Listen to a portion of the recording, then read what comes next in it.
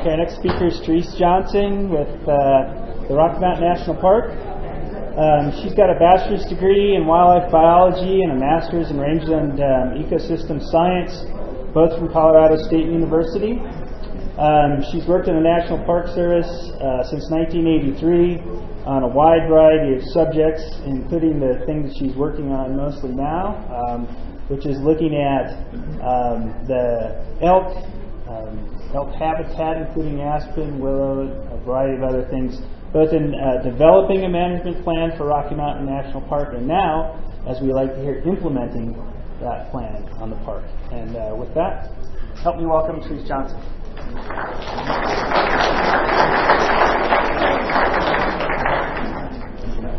I want to thank the committee for inviting me to come share our story at Rocky Mountain National Park with this group today. I think we have a real interesting story to tell, and it's great to be able to tell you all about it. I want to acknowledge my co-authors on this, John Mack and Ben Babowski, who are both also with the park. So the title of this talk referred to a lack of intact ecosystems and what that entails. And clearly, we have had a number of ecosystem processes and conditions interrupted, and that has really led to the foundation of where we're at with elk management today. You can see in these pictures, which were taken about 100 years apart, the park and the areas immediately outside the park in the Estes Valley, and you can see some of the changes. So this is a regional issue involving multiple agencies. The park is surrounded by U.S. Forest Service land primarily, as well as some private land. You can see the lines there. Let's see, this is the winter range boundary, and so elk are migrating and using areas both inside the park and outside the park. And once they get outside the park, they fall under the jurisdiction of the Colorado Division of Wildlife. So we have to work closely together to coordinate our management. Over 3 million people visit the park every year. Elk viewing is a very popular activity, as you can see in this photo, with many folks coming to the park specifically to view elk during the mating season.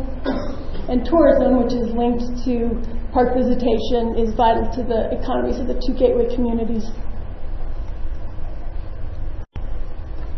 Elk have been managed in a whole variety of ways since the park was established in 1915.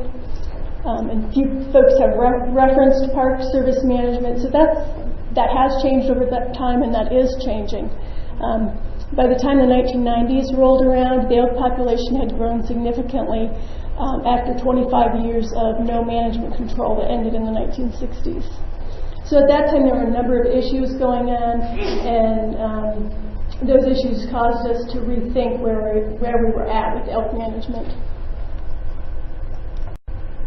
So not the least of which, in terms of the issues, was questions about the elk numbers and distribution.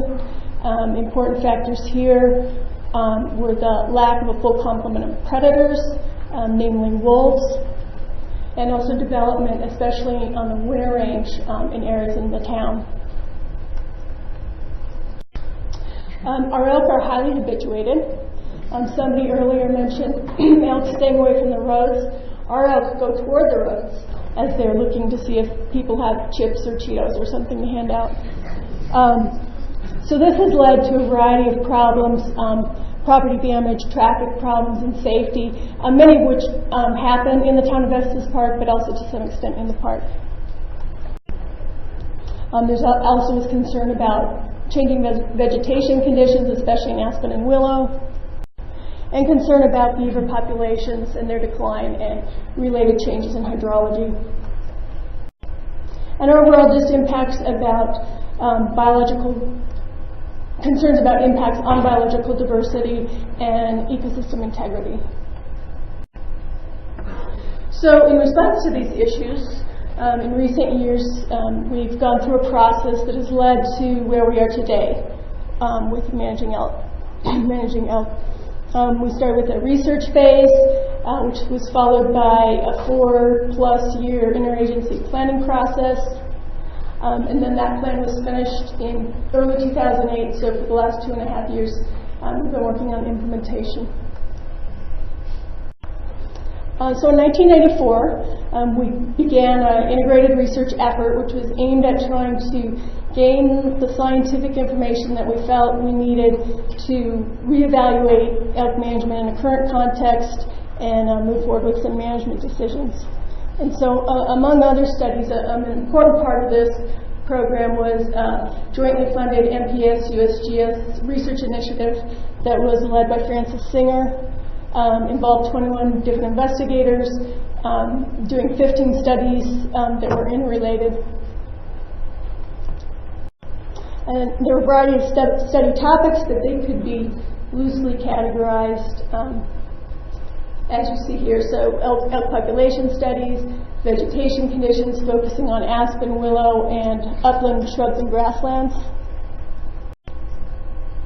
The effects of herbivory on a whole variety of resources and ecosystem processes, beaver populations and changes in hydrology, and then finally ecosystem modeling, which was used to integrate all of the data and then was used as a tool to allow us to look forward and project what might happen given different management scenarios.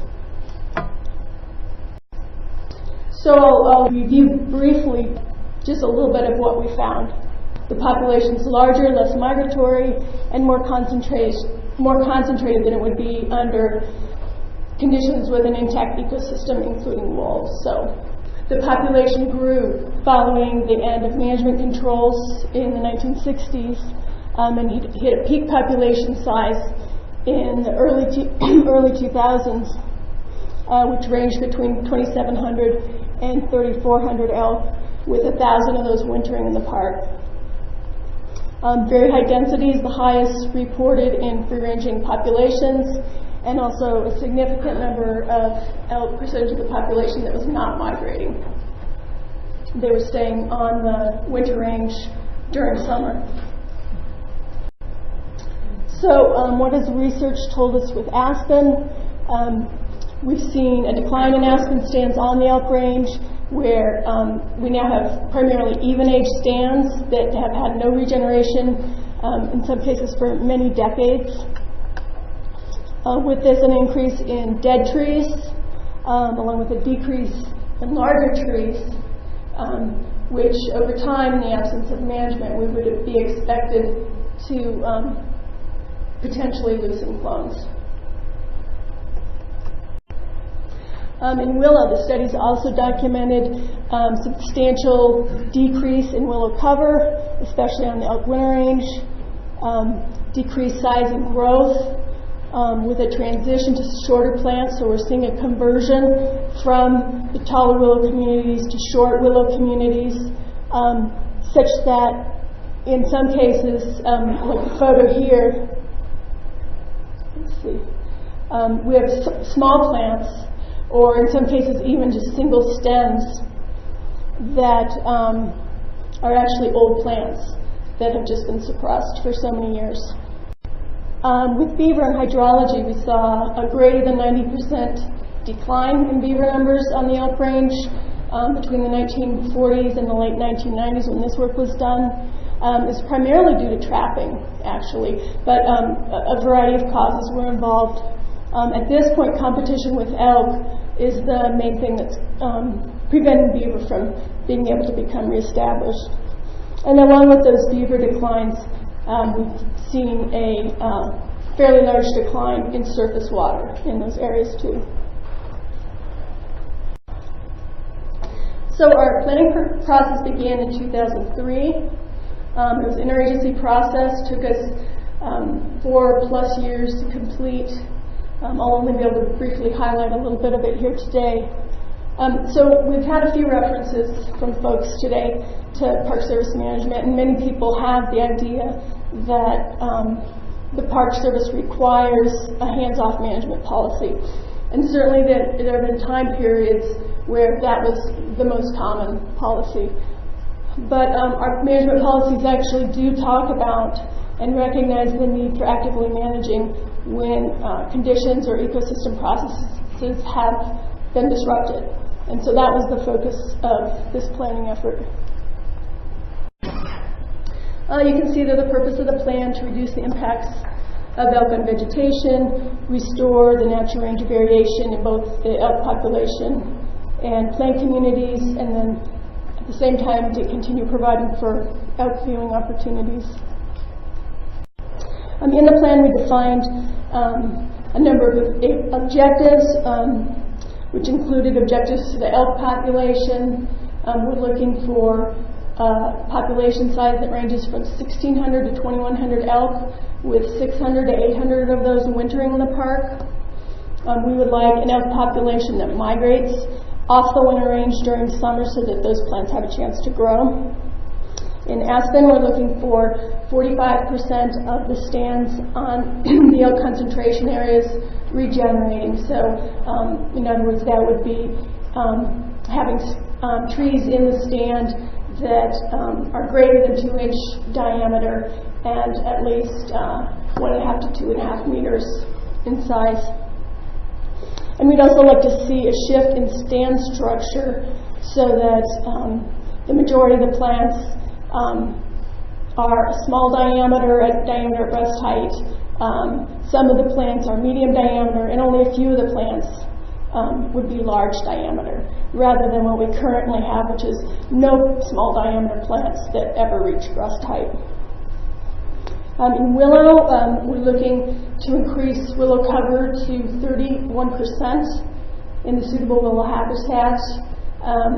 Our long-term desired future condition would be 70% willow cover, but recognizing we're not going to be able to get there in the time frame of this plan, which is 20 years, we currently have about 21% willow cover.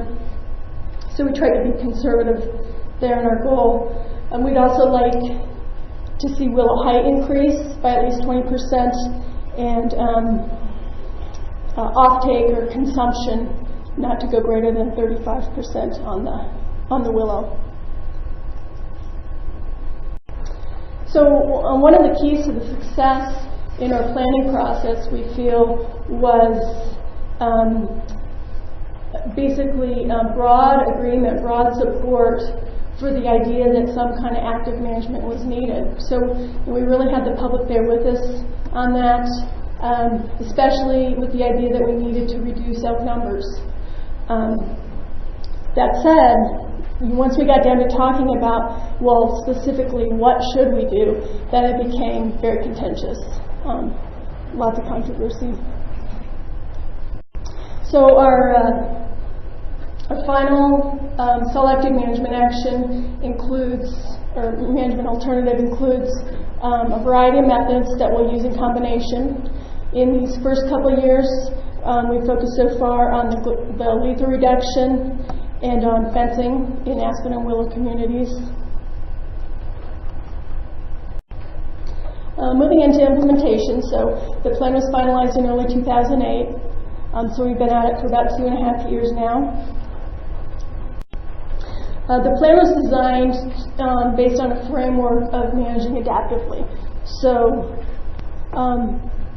we defined our objectives, and we developed a management strategy in the plan.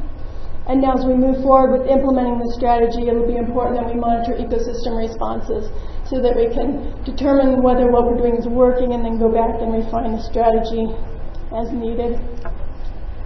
In monitoring, we're looking at three main things. First, determining are we meeting our objectives.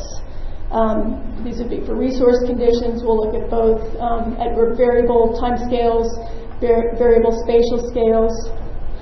Secondly, what is working? What's working? What's not working? What do we need to do differently? And then lastly, what are our stakeholders' perceptions and viewpoints? Do we have public support? Do we have other needs for information or education or involvement?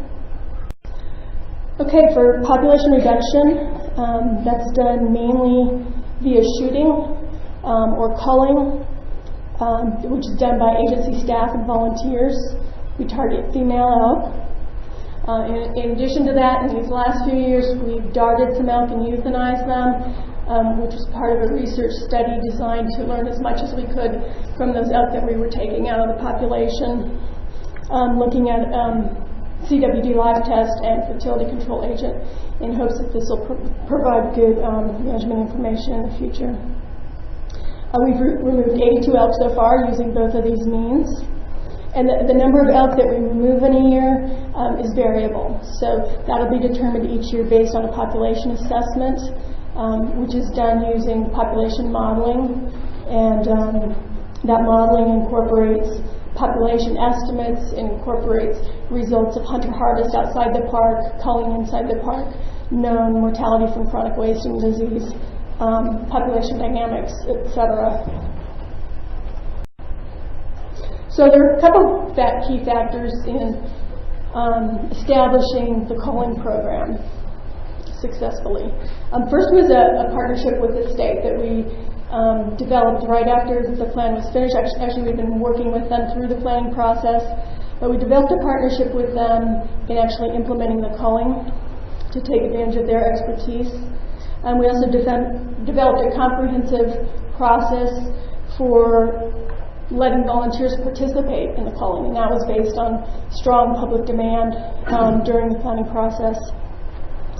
We focus on minimizing visitor impact, and we do this by culling in the middle of January, in morning hours before 9 o'clock when there's nobody in the park, except for us. And we make efforts to be very transparent with the public. Okay, for elk population modeling, we use a combination of aerial surveys and ground surveys. Kate Schoenecker with the USGS and Bruce LeBeau at CSU have been working on our aerial survey methods for a number of years now, continually improving them. And then the data from these surveys, of course, gets fed into the population model that I just mentioned. Fencing of Aspen and Willow is another very important component of implementing the plan. The fencing is temporary,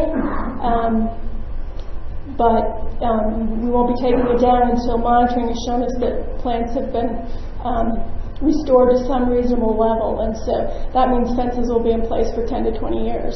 And to some people, to people who are just taking their vacation to Rocky Mountain National Park this year and are planning on coming back in 10 years, the temporary nature of it might not seem very important because they're done.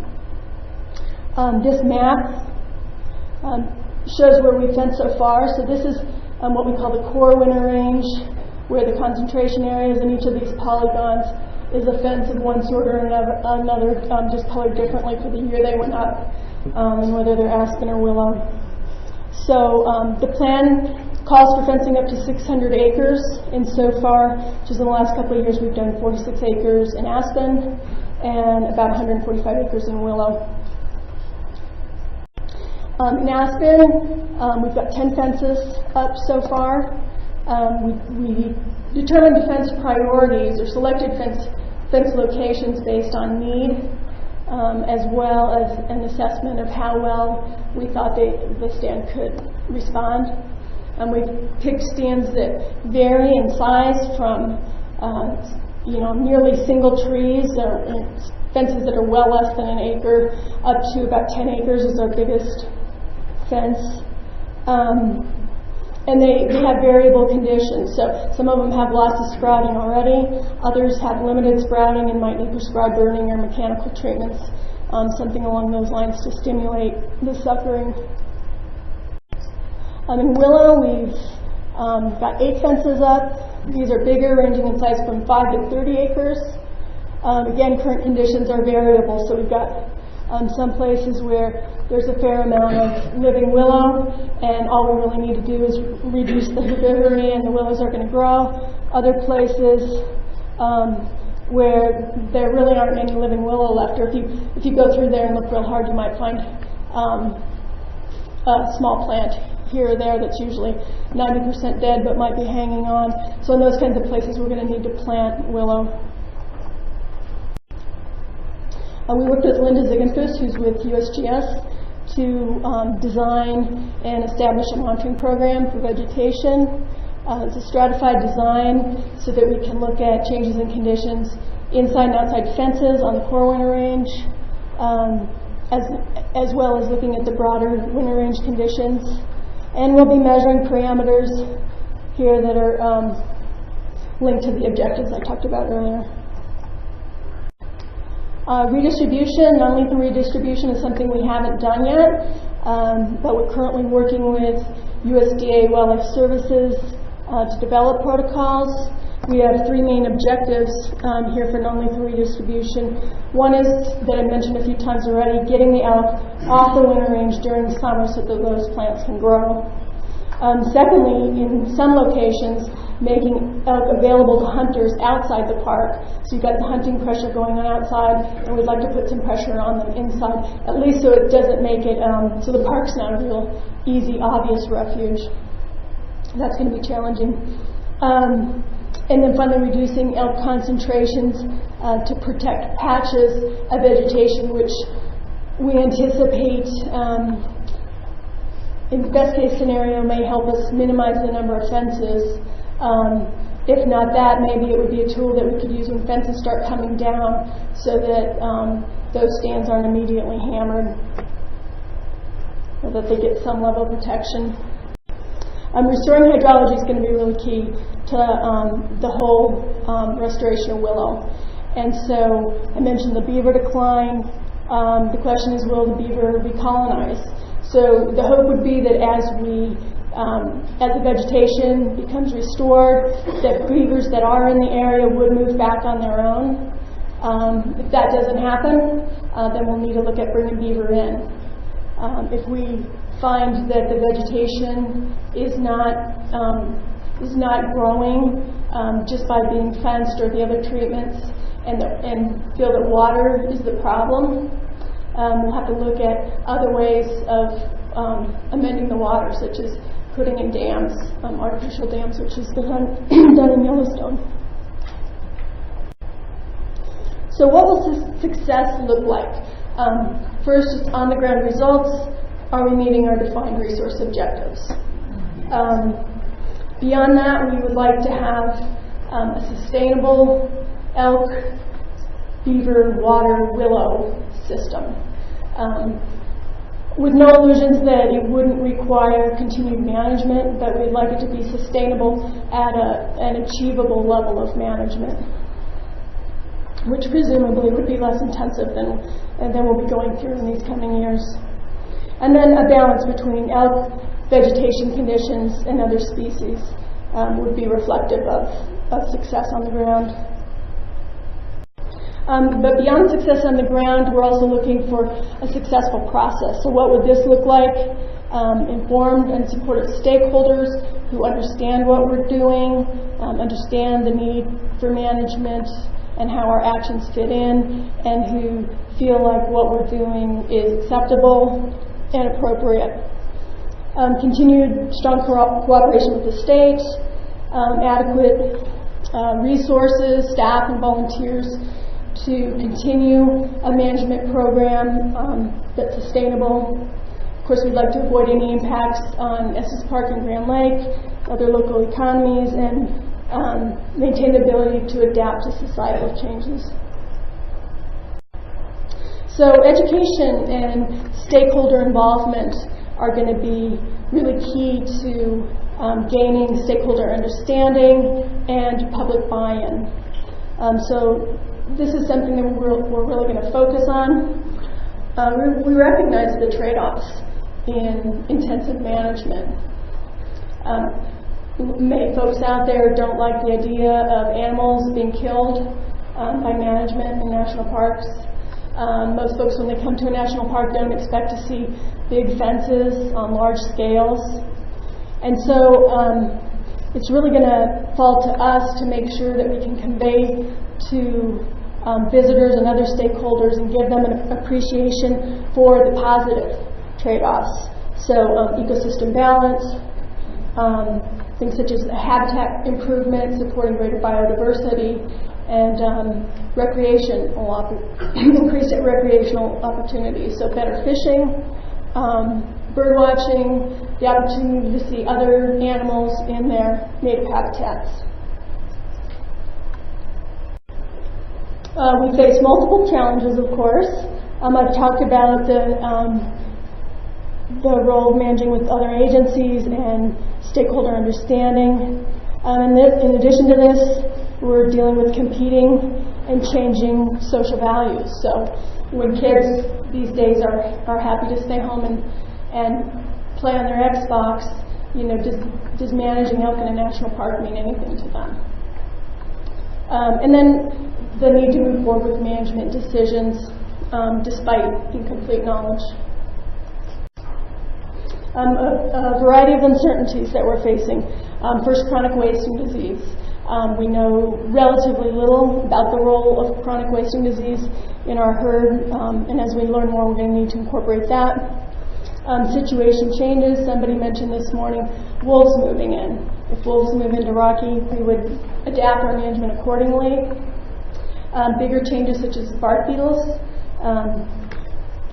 which you can see here, are having a huge effect in the park right now, in climate change. And then system responses. We've got our predictions of what's going to happen when we take certain management actions. Well, maybe those predictions are wrong, or maybe we have unanticipated consequences.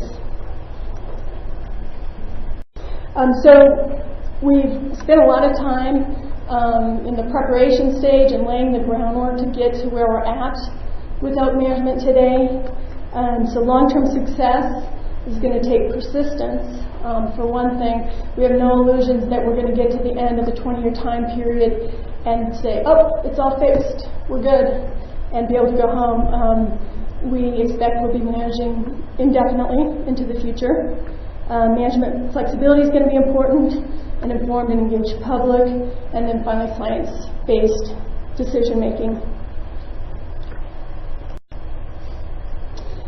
So in addition to the loads and loads of people that were involved in the research and the planning efforts, I'd like to acknowledge today here the folks listed up here who have been very important in helping us move forward with implementation.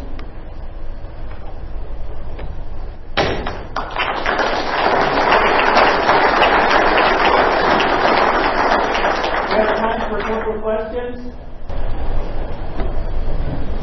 Given the fact that this elk herd is just hugely dense, what do you see in terms of calf ratios? What are we seeing for calf ratios?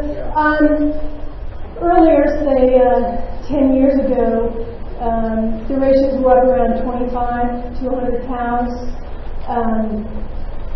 Since then, as the population actually has declined, not just in response to our culling, but we had a really good hunter harvest a couple of years ago, and there's been a bit of a redistribution. So we would have expected the calf ratios to go up, and they haven't. They've actually gone down. We also have a little bit of a conflict between what we're coming with in the aerial surveys and the ground surveys, and we're trying to work that out right now. So right now, the ground surveys, the last one, we're coming out about 20, 21 elk or calves per 100 cows. And the aerial surveys were down to like 14 to 15. And so Tom Hobbs, who's doing the population modeling, is working on trying to figure out why we're seeing the opposite of a density-dependent effect. And he's thinking at this point that there's probably a greater role of hunter harvest outside the park, removing animals from the population than we may realize.